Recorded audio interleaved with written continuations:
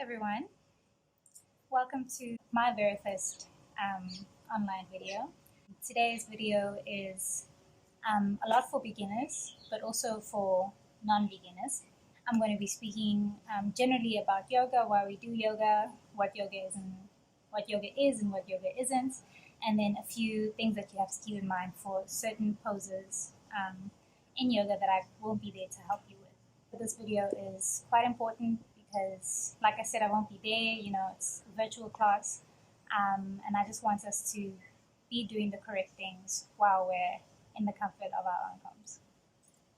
All right, I've got my little list here so that I can keep in mind everything that I want to say to you and not forget anything. All right, so the first thing that we're going to speak about is why we actually do yoga. This is a bit of a broad topic because there are many, many reasons to do yoga, and everyone does it for their own specific reason. Everyone does it for their own personal reason. But if you were to ask me, I would generalize it saying that we do yoga to work the body by strengthening and stretching the body, and also to work and relax the mind. That's the general reason I would give you, but those three things or four things have many benefits that come along with them. Next thing I want to speak about is then what it's like to actually do yoga. So, of course, everyone has their own experience. Please mind my dogs. So it's different for everyone. But if I were to maybe give a guideline to maybe someone who hasn't done yoga or who has only really dabbled in a little bit of yoga, or for those who maybe think that yoga is easy, I've got news for you.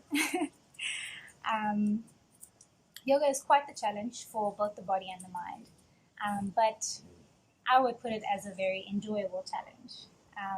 You feel very accomplished afterwards, so don't shy away because it's a challenge. In yoga, as most of you probably know, we strengthen the body and we stretch the body.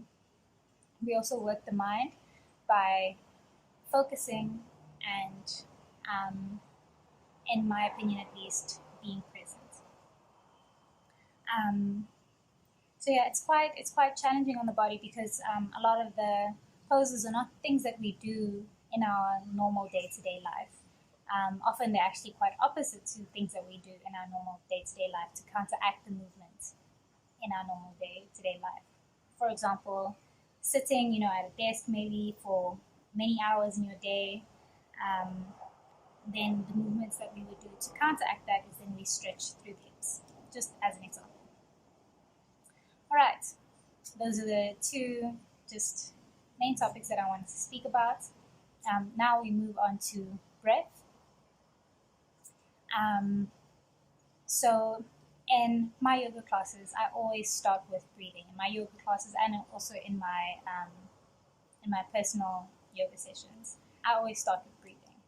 I think that breathing is important to start with because, as we all know, our bodies need oxygen to function, and our muscles especially need oxygen to function.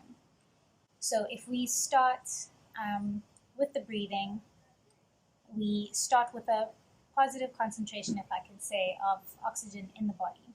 So I like to think that we then have more oxygen than we have carbon dioxide, although it's always moving, of course. So we prepare the body and the muscles for the movement. I also like to start with breathing because breathing helps us to become centered and present. When we focus on the breath, a lot of other things can leave our minds and we come to the present moment. Because the only thing that you're really doing in every single present moment is then breathing. So it brings you to appreciate the things that your body does for you automatically without you even realizing. And it brings you to the present moment. So we have our minds clear for the hour ahead or the 20 minutes ahead, however long our session is. Right. And I also just wanted to speak about how to actually breathe. Of course, we all know how to breathe instinctively, but in yoga we have many different breathing techniques. And the one main breathing technique that we use on the mat when we're moving is, to put it simply, deep, slow breathing. So you want to get deep breaths, and we inhale and exhale slowly as to, if I can say, extract as much oxygen from the air as we can, and then release as much carbon dioxide from our bodies as we can. So we breathe into our bellies. We expand the belly as to allow the diaphragm to drop as low as it can. And then as we exhale, as we expel the air, we push the belly back in, pushing the diaphragm back up to release as much carbon dioxide as we can. So to show this, I'm just going to show you a little bit of my belly. I don't know if it's going to make any difference. So we inhale to expand the belly, and exhale, pull it back in, and then the lungs release as well. To show you from the side, I'm just going to leave my arms behind so you can see my belly clearly.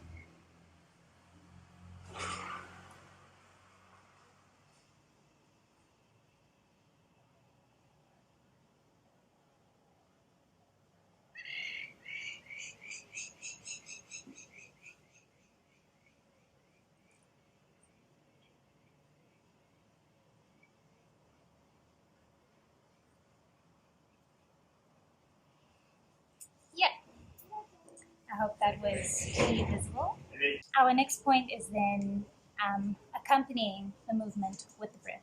It's very important that when we do yoga, we don't simply move, but we move with our breath. We use our breath as a guide for certain poses and also getting deeper into the certain poses. I will obviously always cue when to inhale and when to exhale with each movement, but also to remember that when we're maybe holding static poses, also to breathe in and out.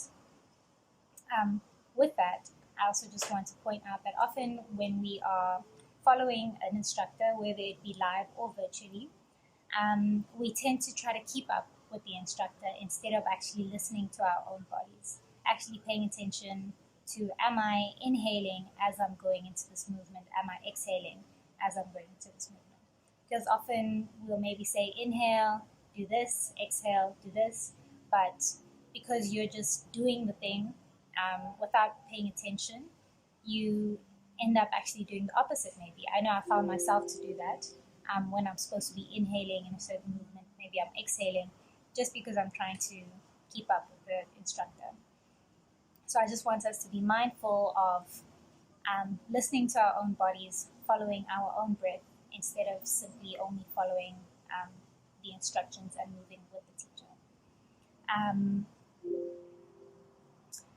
And then also another thing on following a certain instructor, we all have our own bodies, we all have our own journeys. Some of us are stronger than others, some of us are less strong, some of us are more flexible, some of us are less flexible. Maybe you're a little bit of both, maybe you're a little bit of none. So I just hope that no one ever gets discouraged because maybe you see an instructor or a fellow student, doing things differently to you. Always remember that you're on your own journey, and with practice and dedication, you will get all your goals that you want to get. Also remember that if something looks hard, there will always be modifications for certain poses. I will make sure to put in the modifications so that the classes are more readily available for a wider range of people. All right, and then our last little point on before we get to the mat. For sitting cross-legged, I often like to start and end my classes sitting cross-legged. So for those of us who don't necessarily feel comfortable sitting cross-legged, for whatever reason it is, I have 3 possible suggestions. Either putting a pillow under the bum or a block. I personally prefer a pillow, but you can put a pillow or a block under the bum to lift the hips this makes this position a little bit easier. And then my other point is, for me personally, I remember I used to have a problem with leaning forward in a cross-legged position. I'm not exactly sure why, but I had to then obviously work on that so that I could sit up straight. So if you have any sort of problem in terms of your back, maybe you lean forward, maybe you lean back, maybe you struggle to sit up straight, you usually hunch the back. What I would suggest then is that you do your yoga classes near a wall where you can just go back to the wall and check that you're sitting up straight and not leaning forward or back or hunching the back. Yeah, that's all on that. I'm now going to move on to my mat to show you the placements in which we should be for the certain positions, and I'll meet you there. Hello again. So a lot of the pointers that I'm going to give out now, a lot of them involve, or maybe all of them involve, our downward dog, but they also are applicable to any other pose in which the specific body part is involved. I will explain further as we go along. So the first thing that I want to speak about is our hands. Whenever we have our hands placed on the mat, we need to make sure that our hands are flat on the mat. Often what we have is that we tend to lift up the knuckles. Maybe we feel more comfortable with our knuckles a bit higher, but what we want is that our palms, especially the knuckles, are flat on the mat. This helps us to stay grounded and steady on the mat. If you feel maybe the need to grip the mat, which I know often happens, and your knuckles come off, just make sure to place the palms flat on the mat and then allow the fingers to grip. So the fingers can come off a little bit if you're gripping the mat, but the palms, it's important that the palms, our base, is steady on the mat. So to show you in your downward dog, for example, you would step your foot back and push up. And I'm not sure if you can see from there, but my palms are flat on the mat. The next point I want to make is then the distance between the hands and feet in your downward dog. The perfect distance, or the correct distance, of your hands and feet in your downward dog is the same distance between your hands and feet in your plank. So if you're in your plank, you can see your wrists are directly underneath your shoulders. Balls of your feet are comfortably placed on the mat. And then to go into your downward dog, you would just lift up the hips and push the heels down into the floor.